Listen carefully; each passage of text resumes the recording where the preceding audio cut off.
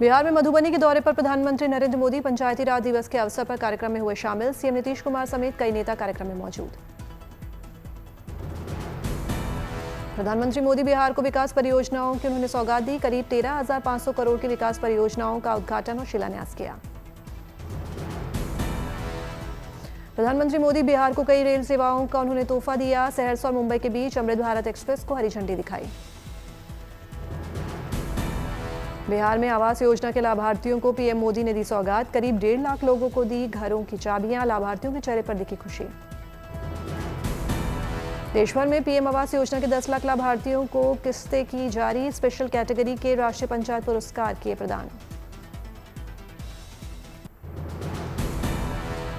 PM Modi ने पहलगाम आतंकी हमले पर जताया दुख। कहा, हमने परिवार वालों को परिजनों को खोया है, उन्हें श्रद्धांजलि। पहलगाम हमले पर बोले पीएम मोदी। कहा, आतंकियों ने मासूम लोगों को बेरहमी से मारा। पीड़ित परिवार के साथ पूरा देश खड़ा है। पीएम मोदी ने आतंकियों को दी धमकी। कहा, आतंकियों को कल्पना से बड़ी सजा मिलेगी। आतंकियों की कमर तोड़कर रहेंगे। पीएम मोदी ने कहा, आतंकियों के बची जमीन को मिट्टी में मिलाने का वक्त आ गया है। कार्यक्रम में सीएम नीतीश कुमार ने पहलगाम हमले पर जताया दुख। कहा, पीड़ित परिवारों के साथ संवेदना। पहलगाम हमले पर शाम 6 बजे होगी सर्वदलीय बैठक। रक्षा मंत्री राजनाथ सिंह करेंगे अध्यक्षता। गृह मंत्री अमित शाह और विदेश मंत्री एस जयशंकर भी होंगे शामिल। आतंकवादी हमले को लेकर बोले रक्षा मंत्री राजनाथ सिंह। आतंकवाद के खिलाफ जीरो टॉलरेंस की नीति, हर जरूरी कदम उठाएगी सरकार। पहलगाम हमले को लेकर कांग्रेस कार्य समिति की आपातकालीन बैठक शुरू। सोनिया, राहुल, प्रियंका समेत कई बड़े नेता शामिल। जम्मू कश्मीर के मुख्यमंत्री उमर अब्दुल्ला ने यहां दोपहर 3 बजे बुलाई सर्वदलीय बैठक। राज्य के सभी प्रमुख राजनीतिक दलों और संसद सदस्यों को बुलाया गया। जम्मू कश्मीर से करीबी राज्यों में हाई अलर्ट जारी। पंजाब, हिमाचल प्रदेश और उत्तराखंड में बढ़ाई गई सुरक्षा व्यवस्था। पहलगाम में आतंकी हमले पर लोगों में पाकिस्तान के खिलाफ गुस्सा। दिल्ली में लोगों ने पाकिस्तानी उच्चायोग की ओर निकाला मार्च। उच्चायोग की सुरक्षा सख्त। भारत में पाकिस्तान सरकार का एक सेंट्रल ब्लॉक। आईटी मंत्रालय ने एक्स से की खाता बंद करने की अपील।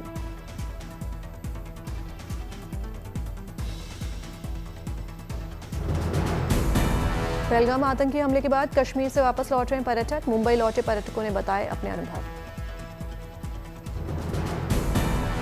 पहलगाम आतंकी हमले के बाद अटारी बॉर्डर बंद करने के सरकार के फैसले का असर। वीजा होने के बावजूद पाकिस्तान जाने पर रोक से अटारी बॉर्डर पोस्ट पहुंचे लोग परेशान।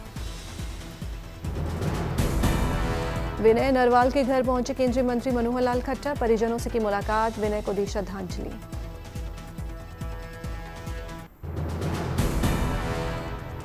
पहलगाम हमले के बाद आतंकियों के खिलाफ बड़ा ऑपरेशन। उधमपुर में आतंकियों और सुरक्षा बलों के बीच मुठभेड़ जारी। पुंछ में भी सेना और पुलिस ने चलाया सर्च अभियान। जंगलों में तलाश जारी। पहलगाम हमले के बाद जेएनके में फंसे यात्रियों के लिए रेल मंत्रालय का अहम फैसला। कटरा से दिल्ली के लिए स्पेशल ट्रेन सेवा की हुई शुरुआत। उधमपुर से भी पर्यटकों को वापस जाने के लिए चलाई जा रही है स्पेशल ट्रेन। सुरक्षा के भी कड़े इंतजाम। पहलगाम हमले के बाद अटारी बॉर्डर पर बढ़ाई गई सुरक्षा व्यवस्था। आवाजाही पर रोक। पहलगाम आतंकी हमले में मारे गए नीरज उधवानी को जयपुर में दी गई श्रद्धांजलि। मुख्यमंत्री भजनलाल शर्मा और कई अन्य नेताओं ने घर पहुंचकर दी नीरज उधवानी को श्रद्धांजलि। राजस्थान कांग्रेस के नेताओं ने भी दी नीरज उधवानी को श्रद्धांजलि। पूर्व सीएम अशोक गहलोत के साथ गोविंद डोटासरा और तिलक राम जूली ने घर पहुंचकर दी नीरज को श्रद्धांजलि। डिप्टी सीएम दिया कुमारी ने भी नीरज उधवानी को दी श्रद्धांजलि। मंत्री राज्यवर्धन सिंह राठौड़ ने भी दी नीरज उधवानी को श्रद्धांजलि। केंद्रीय मंत्री गजेंद्र सिंह शेखावत ने भी नीरज उधवानी के घर पहुंचकर दी श्रद्धांजलि। परिजनों से भी की मुलाकात। पहलगाम हमले में मारे गए ओडिशा के प्रशांत सतपथी को भी दी गई श्रद्धांजलि। मुख्यमंत्री मोहन मांझी ने किया नमन।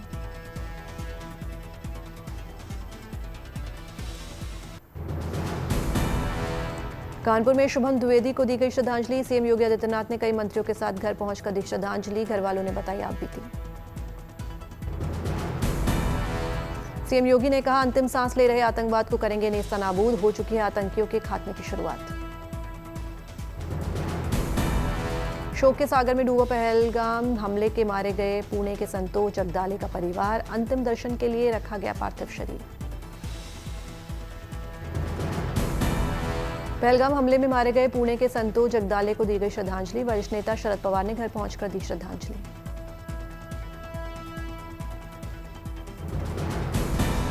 आतंकी हमले में मारे गए बेंगलुरु के भारत भूषण को दी गई श्रद्धांजलि, सीएम सिद्धरामैया ने भारत भूषण के घर पहुंचकर दी श्रद्धांजलि।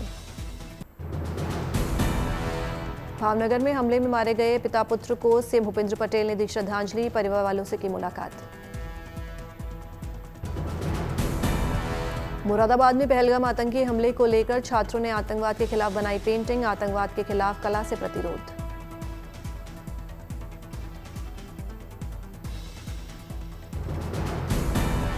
मुरादाबाद में छात्रों ने पहलगाम हमले में मारे गए लोगों को दी श्रद्धांजलि, कहा आतंकियों पर कड़ी कार्रवाई हो।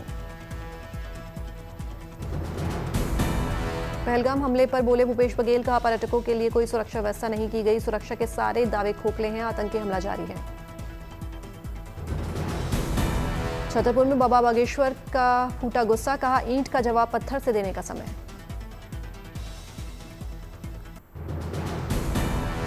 जनता की शिकायतों को लेकर एक्शन में हरियाणा के मुख्यमंत्री नायब सिंह सैनी, गुरुग्राम में हुई बैठक में 18 शिकायतों का निपटारा किया।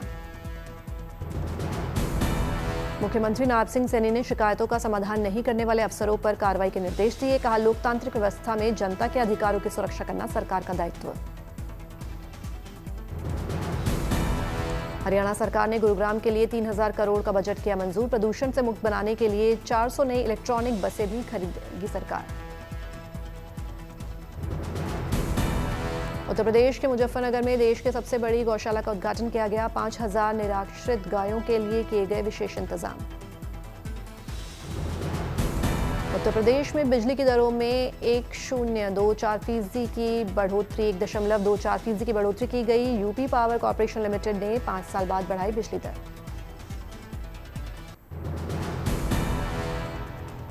FIIT-G के 10 ठिकानों पर ईडी रेड, मालिक DK के गोयल से ईडी कर रही पूछताछ।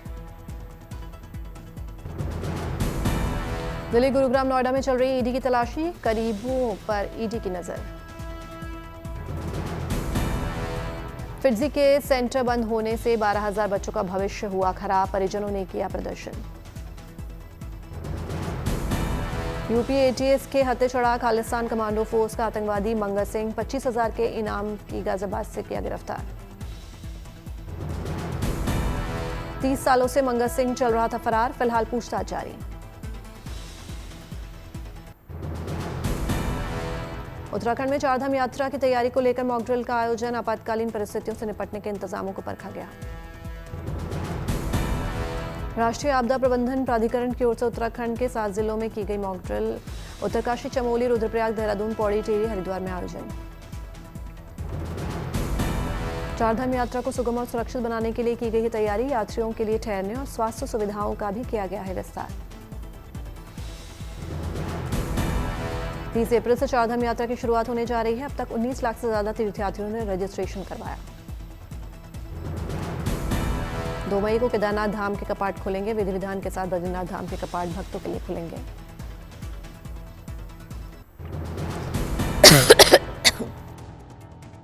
बेंगलुरु में आज दिखेगा शानदार खगोलीय नजारा, जीरो शेडो डे पर दोपहर 12:17 पर नहीं बनेगी किसी भी चीज की परछाई।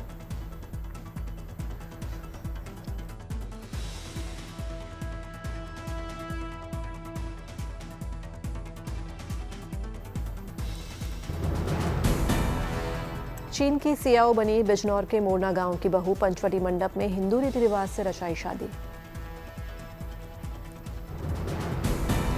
साल 2024 में दोनों ने चीन की कोर्ट में की थी मैरिज, परिवार की अनुमति के बाद रीति रिवाज से की शादी।